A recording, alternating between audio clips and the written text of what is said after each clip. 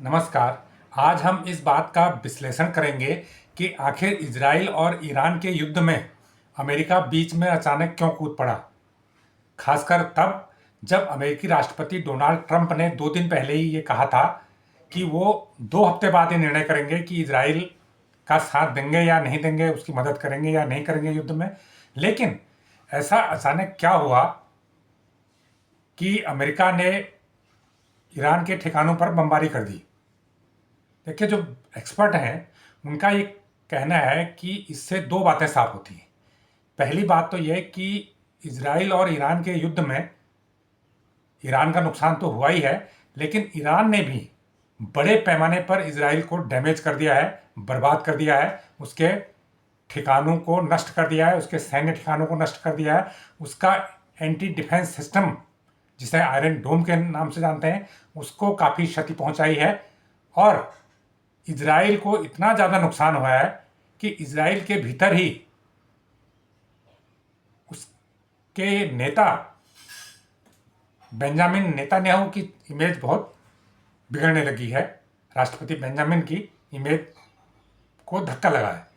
तो इससे इजराइल के लिए एक मुश्किल समय आ गया था, इजराइल के लिए बहुत कठिन हो रहा था। ऐसे में अगर 2 हफ्ते अमेरिका इंतजार करता, अगर 2 हफ्ते बाद अमेरिका फैसला लेता, तो इन 2 हफ्तों में इजराइल को और ज़्यादा डैमेज ईरान पहुंचा सकता था।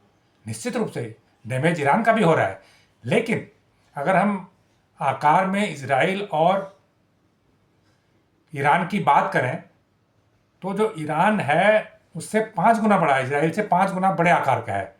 ईरान के पास जो ज़मीनी सेना है, जो जिसे हम थल सेना कहते हैं, वो बहुत विशाल है, 6 लाख से भी ज़्यादा है। ये सही है कि एयरफोर्स उसकी उतनी अच्छी नहीं है, और बाकी उसके पास इजराइल की तरफ बहुत बेहतर एयर डिफेंस सिस्टम भी नहीं है। इजराइल का जो एयर डिफेंस सिस्टम है बहुत अच्छा है, लेकिन इजराइल ने ही ये कहा है कि जो ईरान के हमले थे उसने 80% असफल कर दिए। हर देश बड़ा चढ़ा के बताता है, तो 80% भी असफल किए और 20% भी अगर टारगेट पे लगे तो भी इजराइल का बड़ा नुकसान इस जंग में हो चुका है। ये एक्सपर्ट का मानना है। तो इसलिए निश्चित रूप से कहीं अंदर खाने बात हुई होगी, इजराइल ने अमेरिका से रिक्वेस्ट की होगी कि हमें तत्काल मदद की ज़रूरत है, और जो ईरान के परमाणु ठिकाने हैं जहां पर हम अटैक नहीं कर पा रहे हैं और जहां पर सिर्फ अमेरिका के पास ही अटैक करने की क्षमता है, तो उसके लिए मदद निश्चित रूप से मांगी गई होगी।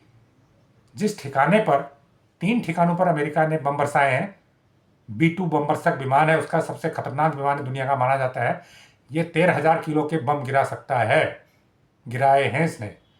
तो फोर्दो एक साइट है, ये पहाड़ियों के नीचे है, और एक तो चारों तरफ पहाड़ियाँ हैं, फिर उसके नीचे भी ज़मीन के अंदर 1 किलोमीटर अंदर ये साइट विकसित कर रखी है, और यहाँ पर परमाणु संवर्धन का कार्यक्रम चल रहा था। तो सबसे सुरक्षित साइट थी ईरान की, जिस पर अमेरिका के B-2 बम बरसक विमान ने बम बरसाए हैं। इसके अलावा 2 और स्थानों पर भी बम बरसाए हैं। ये वो स्थान भी ऐसे हैं जहां पर न्यूक्लियर कार्यक्रम चल रहा था। अब प्रश्न ये उठता है कि इजराइल भी कहता है कि उसके न्यूक्लियर ठिकानों पर कई हमले किए। अब जिन ठिकानों पर इजराइल नहीं कर पा रहा था उन पर अमेरिका ने कर दिए, और राष्ट्रपति ट्रंप ने कहा कि फोर्दो को नष्ट कर दिया गया, पूरी तरह से तबाह कर दिया गया है। तो इस जंग का जो इजराइल और ईरान के बीच में जंग हुई थी, ये पूरा इसका लक्ष्य ही यही था इजराइल का कि ईरान से उसके परमाणु हथियारों को खत्म करना है, परमाणु कार्यक्रम को नष्ट करना है। ईरान का परमाणु कार्यक्रम तो चल रहा है, वो हथियार बना चुका है, बम बना चुका है, नहीं बना चुका है, इसको लेके कोई ठोस जानकारी नहीं है। लेकिन अगर जब परमाणु कार्यक्रम लंबे समय से चल रहा है तो कभी भी बम बना सकता है, इसमें ज़्यादा टाइम नहीं लगता। तो ऐसे में अगर इजराइल और अमेरिका की कार्रवाई में ईरान के सारे परमाणु ठिकाने नष्ट हो गए हैं, उसका परमाणु कार्यक्रम खत्म हो गया है, और जो परमाणु सामग्री थी उसको जब्त कर लिया गया है, तो फिर ये माना जाएगा कि इजराइल और अमेरिका का जो लक्ष्य था वो हासिल हो गया। अब उसके आगे इस जंग का कोई मतलब नहीं।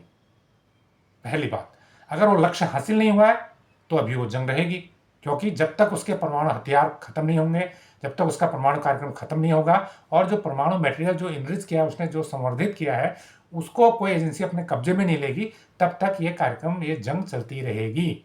ये एक्सपर्ट का कहना है।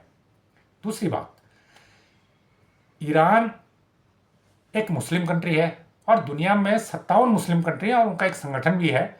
अब सवाल ये उठता है कि अभी तक इजराइल और ईरान के बीच जंग थी, अब इसमें अमेरिका भी कूद गया है, तो क्या मुस्लिम देशों का क्या रुख रहेगा? दूसरा, रसिया और चाइना का क्या रुख रहेगा? ये भी दो बड़ी ताकतें हैं। और भारत का जहां तक रुख है, भारत ने साफ कर दिया, प्रधानमंत्री नरेंद्र मोदी ने बात भी की है, तो उन्होंने रुख साफ कर दिया है कि ये जो कॉन्फ्लिक्ट है इसको बंद करना चाहिए, इसे रोकना चाहिए और जो विवाद है उनको बातचीत और कूटनीति के जरिए सुलझाना चाहिए, ये उन्होंने कहा है और ये भारत की नीति हमेशा रही है। लेकिन जहाँ तक मुस्लिम कंट्री का सवाल है, तो मुस्लिम कंट्री शिया सुन्नी में बटे हुए हैं। ईरान जो है शिया देश है, बाकी ज़्यादातर मुस्लिम कंट्री है वो सुन्नी है, तो ये एक मतभेद है। दूसरा, जो 57 मुस्लिम कंट्री हैं उसमें से 4-5 ही अरब कंट्री ऐसे हैं जो ताकतवर हैं, जिनके पास बहुत पैसा है, जो पैसे से मदद कर सकते हैं। बाकी कंट्री ऐसे नहीं कि बहुत ज़्यादा वो मदद कर सकें, पहली बात। दूसरी बात, ऐसा नहीं लगता है कि मुस्लिम कंट्री एकजुट हो रहे हैं, अगर हो रहे होते हैं तो अब तक वो हो चुके होते। अब आप इसराइल के कब से गाजा पर हमले चल रहे हैं, फ़लस्तीन पर हमले चल रहे हैं और फ़लस्तीन एक मुस्लिम कंट्री है, तो उसकी मदद के लिए कितने मुस्लिम कंट्री आए? थोड़ा बहुत जो मदद कर रहा था ईरान ही कर रहा था, लेबनान और 2-3 ये कंट्री थे यही कर रहे थे, बाकी और कोई कंट्री तो उसकी मदद के लिए गया नहीं। अरब कंट्री भी नहीं गए, कुछ छोटे मोटे आर्थिक मदद दे रहे हो तो कह नहीं सकते, बाकी कोई खुलकर तो मदद के लिए आया नहीं। तो ऐसे में ये लग रहा है कि ईरान को कोई मुस्लिम कंट्री का बहुत ज़्यादा समर्थन मिलने की उम्मीद नहीं है। यहाँ तक कि जो पाकिस्तान है वो भी, उसने भी आंखें फेर ली हैं। पहले बड़ी बड़ी बातें कर रहा था, पाकिस्तान के पास परमाणु बम भी है, लेकिन उसने भी आंखें फेर ली हैं। पाकिस्तान अमेरिका के दबाव में है, पाकिस्तान के जनरल अमेरिका में दावत उड़ा रहे हैं, तो इसलिए उनको दावत दी जा रही है ताकि ईरान के मामले पर वो चुप रहें। तो ये भी एक बात है। तो बहुत ज़्यादा उम्मीद नहीं है कि मुस्लिम कंट्री उसे मदद करेंगे। अब बात रही रसिया की, रसिया ने आज तक किसी भी कंट्री को मदद नहीं की, ईरान इराक हो कोई भी कंट्री हो, कभी भी किसी को जंग में मदद नहीं की। और चाइना भी कभी किसी भी कंट्री के पक्ष में खुलकर नहीं आता है। ये ज़रूर है कि वो हथियार की मदद करता है और ईरान को भी कर सकता है, लेकिन मुझे नहीं लगता है कि खुल के वो ईरान के समर्थन में आएगा।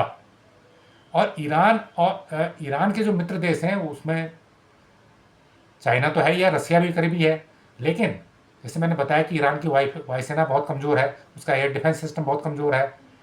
लेकिन इन दो बड़े देशों ने, रसिया के पास चाइना का बड़े पैमाने पर हथियार हैं, इन्होंने कभी भी ईरान को उसकी वायुसेना को मजबूत करने में मदद प्रदान नहीं की। अगर करते तो कम से कम आज ईरान और ज़्यादा अच्छी स्थिति में होगा।